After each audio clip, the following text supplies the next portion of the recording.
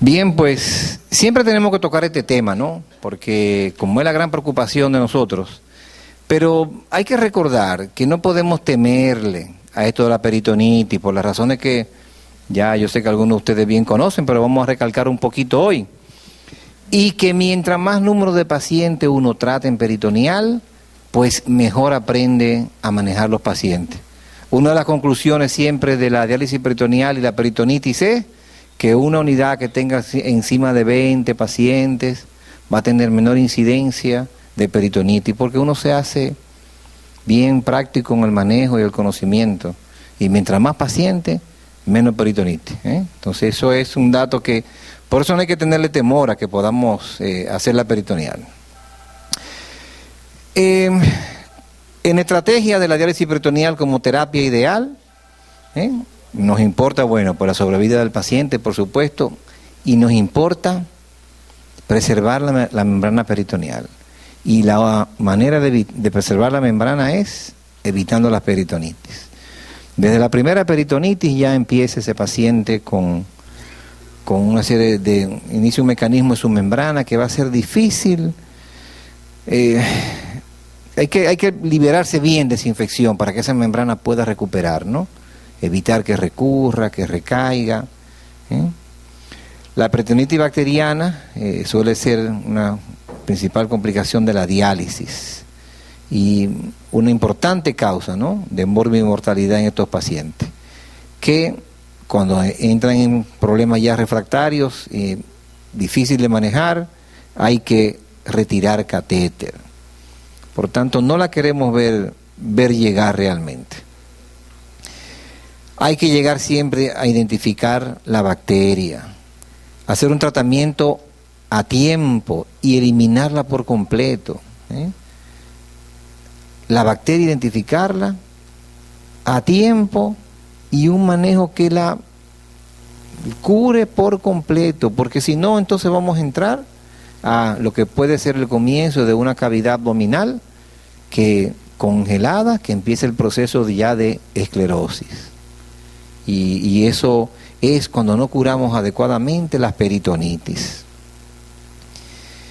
La peritonitis infecciosa tiene unos criterios clínicos, signos y síntomas clínicos, y un líquido peritoneal con 100 leucocitos solamente y más, y 50% de ellos neutrófilos, ya es diagnóstico. 100, no estamos diciendo 1000, 100, apenas 100 leucocitos que tenga 50% de neutrófilo en el diferencial, ya es diagnóstico de peritonitis. Cuando logramos atrapar al paciente en este momento y empezamos entonces una terapia empírica en lo que vamos esperando el cultivo, es muy raro que ese paciente nos progrese en esa peritonitis y haga daño, Pero por eso en la parte de la educación del paciente es importantísimo que uno pueda entablar con ellos eso. Mira, líquido turbio, desde que tú ves que el líquido no es ya así como entra de la bolsa, nada más que un poquito más amarillito por la albúmina, ya hay problema. Cuando tú no ves el líquido transparente, avisa. No importa que no te duela, que no sientas nada, que no tengas fiebre, no. Líquido que se puso turbio. Pero que en la mañana amanece turbio y con el día se me pone claro. No, avísame desde que el de la mañana aparezca turbio también, todos. Porque cuando las bacterias atacan, pues hay una reacción, una respuesta celular a esos microorganismos que vamos a ver un poquito más adelante. Como decía un poquito acá el doctor, bueno, es una alternativa menos costosa, la peritoneal, etcétera, y lamentablemente nuestras infecciones son lo que nos llevan a un fallo de la técnica y nos aumentan la mortalidad y nos complican, pero no nos asustan, yo creo. Esto sobre todo por esto, mira, una complicación con un microorganismo que podemos manejar bastante cómodamente. Hay factores que pueden predisponer, el estado nutricional, la característica socioeconómica y la diabetes, dice la hipoalbuminemia, es un índice importante. Son situaciones donde no hay una buena comunicación con el paciente. Si no tenemos una buena comunicación, es problemático. Y la parte de la nutrición es un punto también muy, muy importante. ¿Qué sucede cuando esos microorganismos entran y se ponen en contacto con la membrana? Bueno, granulocitos que fagocitan y erizan los microorganismos, las células segregan lisozima con acción bactericida, los macrófagos empiezan una serie de actividad inflamatoria, el exudado peritoneal contiene fibrinógeno, favorece la formación de placas de fibrina y empieza todo eso que ya vemos, que me salió con un hilito blanco esta mañana, pero yo me siento bien, pero salió como una cosita blanca de la peritoneal, del líquido, doctor, o al enfermero. Bueno, pues rápidamente, ven acá, hay que hacerte un recuento de células y hay que ver qué está pasando. Cuando los mecanismos no pueden erradicar esta infección, progresa a una peritonitis esclerosante cuando se hace repetitiva, cuando no logramos la resolución. El diagnóstico siempre es clínico y lo primero es el líquido de diálisis turbio. Cuando hay dolor abdominal, ya es preocupante. Ya es preocupante, no queremos llegar al dolor abdominal, tenemos que atraparlo aquí en el líquido turbio. Aquí casi siempre ya el paciente tiene fiebre y alguna otra sintomatología. Y ya estamos hablando entonces que hemos perdido unos cuantos días. La forma de diagnóstico. Yo quería, como que esta vez más que nada, insistir un poquito en esto, ¿no? Que el instrumento diagnóstico de peritonitis es la citología del líquido. La citología es lo que nos da el diagnóstico. Tenemos que insistir, ¿no? Que hay que identificar bien las células en el líquido, estudiarla y que nos den un diagnóstico preciso de esas células presentes en ese líquido. Porque eso es lo que realmente nos va a ayudar. La forma de la muestra, tomarla con técnica estéril, de la bolsa drenada, si es posible, si no del mismo, allá lo tomamos usualmente, si podemos, del mismo catéter, ¿no? En el punto de la unión, pero también se puede tomar, como mencionan acá. Una muestra buena, si se puede, porque también se puede centrifugar para estudiar las células, y procesar de inmediato, lo antes posible. Pasamos mucho dolor de cabeza a veces allá en el hospital, que después de las 4 de la tarde no reciben muestra, ni de emergencia. Y se sufre un poquito, pero bueno, uno va y explica y habla y le dice, mire, esto es importantísimo, esto es una emergencia, tiene que darme eso lo antes posible, ¿no? Y entonces, ahí tenemos ya, no necesitamos más de 100 células. Si no hay 50% o más de neutrófilos, entonces seguimos buscando la causa de ese líquido turbio, de por qué tiene ese líquido turbio. Y otro punto que nos ayuda muchísimo, nos orienta muchísimo, es la tinción de Gram. Pero yo no sé por qué aquí parece una cosa tan complicada. Porque esa tinción de Gram, hasta en los lugares privados, me la dan junto con el cultivo, y ya yo he perdido 48 horas, y tengo que insistirle mucho al laboratorio que por favor la tinción de Gram va junto, porque si no, ¿cómo le hago yo el estudio citológico a mi líquido? Va al mismo tiempo. Ya cuando se logra identificar, cuando es positiva la tinción de Gram, nos permite llegar a un 85% de éxito en el tratamiento de esa peritonitis, y sobre todo cuando confirmamos que es a Gram positivo, y entonces estamos esperando ya lo más común, que es el estafilococo probablemente, pero ya sabemos que a Gram positivo nos puede resultar mucho más manejable que a Gram negativo. El cultivo del líquido de diálisis peritoneal puede tener algunas variantes. Cuando es puramente un paciente peritoneal, ¿verdad? Bueno, tiene importantes variantes, que es un paciente con complicaciones abdominales. Creo que tengo otra gráfica por ahí de cuando hay un evento catastrófico y produce una peritonitis. Es muy diferente al líquido, a los gérmenes que aparecen en la diálisis peritoneal, que en su mayoría son bastante manejables, bastante manejables, porque vienen de fuentes ahí exógenas y y se pueden controlar bastante bien, pero hay que identificarlo. Como ya vieron, la mayoría gram positivo. Una forma de estudiar mejor el líquido, tomando 50 cc, centrifugándolo, decantándolo y estudiando entonces ya esa célula, ese poco para hacer la siembra. Todas estas cosas por ahí son muy importantes para nosotros. Cuando hacemos inmediatamente el líquido turbio y nos sale ya positivo para infección y esperemos que no tengamos ningún otro tipo de síntoma, es lo que yo les decía a ustedes. Gran positivo y gran negativo tienen que ayudarnos a determinar qué tipo de antibioterapia nos va a auxiliar. Porque ahí sabemos ya la agresividad del germen y cómo debemos protegerlo. Lo vamos a proteger con antibióticos intraperitoneales, que ese es otro punto también que a veces hay que insistir y que no se entiende mucho. La peritonitis de inicio a líquido turbio, sin síntomas, sin fiebre, sin dolor, la manejamos con antibióticos intraperitoneales. Si entre las causas de la peritonitis estamos teniendo un túnel infectado, un orificio de salida infectado, entonces ya usted tiene que adoptar la medida de antibióticos también tomados o parenterales. Pero estamos hablando de la peritonitis como quien dice pura, con orificio de salida sano, con un túnel sano.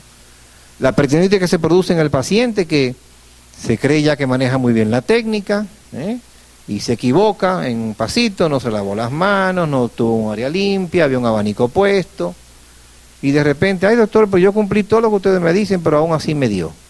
Bueno, no hay problema, puede ser, pero tenemos que tenerlo en cuenta para manejarlo lo más precozmente posible, con antibióticos intraperitoneales. Son muy pocos los pacientes que pasamos a una terapia parenteral con peritonitis. Si identificamos a tiempo y ponemos los antibióticos, nos va bastante bien. Hay escuelas que consideran que hay que poner antibióticos orales al mismo tiempo que intraperitoneales. No sé si luego con el doctor y alguna inquietud, pues quizá lo podemos comentar un poco, ¿no?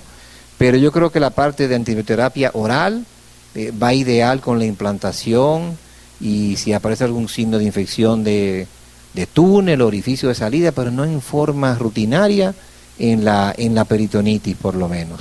Yo solamente en la experiencia nuestra acá lo utilizo cuando hay algún síntoma sistémico. El tiempo del tratamiento también es bastante variable. Normalmente le damos un seguimiento cercano al paciente. Si vemos que el líquido aclara en las primeras 48 horas, recibimos el cultivo y cuando recibimos el cultivo damos por lo menos 1 semana a 10 días más de tratamiento. Que tenemos limitaciones muchas veces con nuestros pacientes hospitalarios para las dosis de antibióticos y el tiempo, sí, pero bueno, con una conversación se logra que esos pacientes nos los cubran bien y en el plan que llevamos pues nos dan antibióticos por 2 semanas sin ningún problema de ser necesario. Normalmente no uso más de 10 días. Las peritonitis, bueno, pueden ser recurrentes, un organismo que vuelve y reaparece en los 28 días, una recaída, repetitivas y aquí refractaria, que no responden a la terapia. Entonces ya se empiezan a empezar otros mecanismos, como que en el film que forman los catéteres se puede haber alojado la bacteria y tan pronto se somete a la antibioterapia, reaparece y ya son medidas especiales. Quizás comentar que no es bueno utilizar antibioterapia en forma preventiva en la diálisis peritoneal. no es apropiado, ni es correcto, ni está en ningún protocolo. Ni cuando uno inicia la primera semana para que se cuide, ni no porque las condiciones del paciente no lo permiten. Hay que insistir al paciente en educarlo, en enseñarle, en que él identifique su líquido y sus condiciones clínicas. Eso no es muy complicado si se conversa tranquilamente con el paciente y con sus familiares cercanos, ¿verdad? Porque todo eso lo que nos puede llevar más bien es a un proceso de una peritonitis por hongo. El mal uso del antibiótico, el antibiótico preventivo, no, que lo voy a usar por 4 semanas, a las 2 semanas está bien, pero yo lo quiero usar 2 semanas más para que se cure de verdad. Entonces, lo que estamos predisponiendo es a daño de la membrana y a la resistencia antibiótica y a la aparición de la peritonitis fúngica. Bueno, esto ya creo que se lo había más o menos comentado, ¿verdad? Normalmente, eso también puede ser un poquito discutible, pero el tiempo de permanencia de ese antibiótico en abdomen varía, también dentro de las posibilidades. Si el paciente hace 4 cambios, se puede bajar a 2 cambios cada 12 horas con una buena dosis de antibiótico intraperitoneal, máximo 3, dependiendo de las condiciones clínicas del paciente. Pero siempre se trata de aumentar la permanencia para una mejor efectividad, y se disminuye también tratando de disminuir el efecto inflamatorio que se produce en el paciente. Y usamos heparina también para esa fibrina que se puede formar, ¿no? Vamos a ir trabajando con el paciente a las 48 horas cuando recibimos el cultivo. Dependiendo de la función residual, si le puede afectar la antibioterapia, tenemos que tener cuidado también. Tenemos que tener presente nuestra función del paciente y ajustamos los antibióticos para eso. Y nada, le vamos dando un seguimiento ahí para ver qué puede suceder, porque sabemos que es la causa de que el paciente nos abandone la técnica.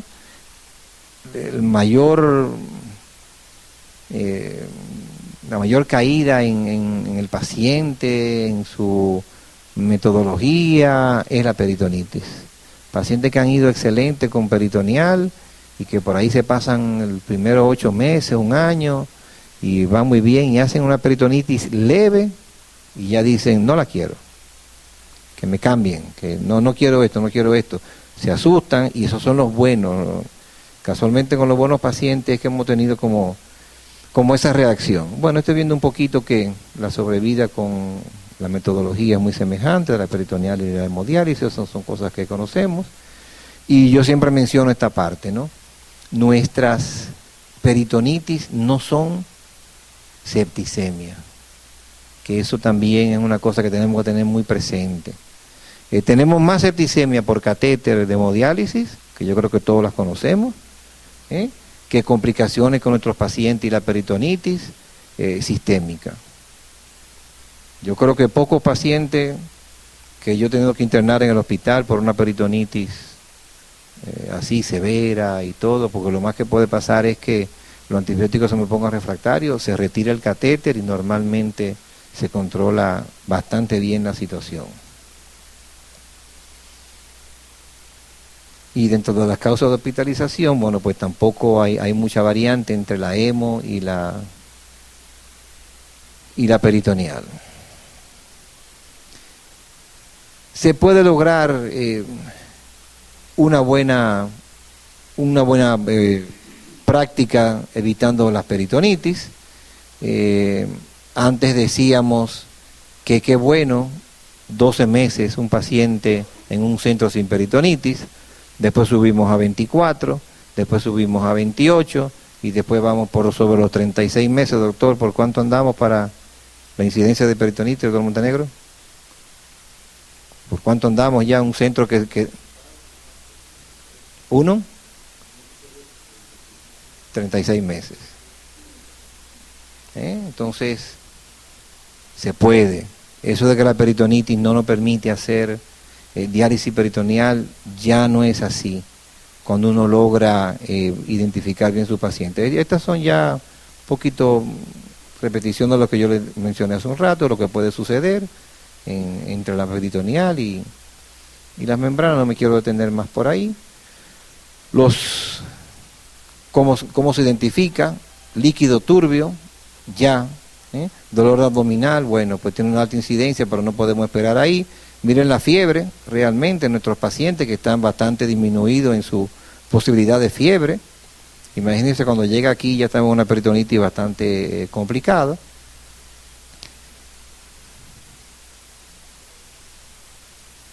Muy bien, estas son las mismas ideas y algunos de los gérmenes comunes. Un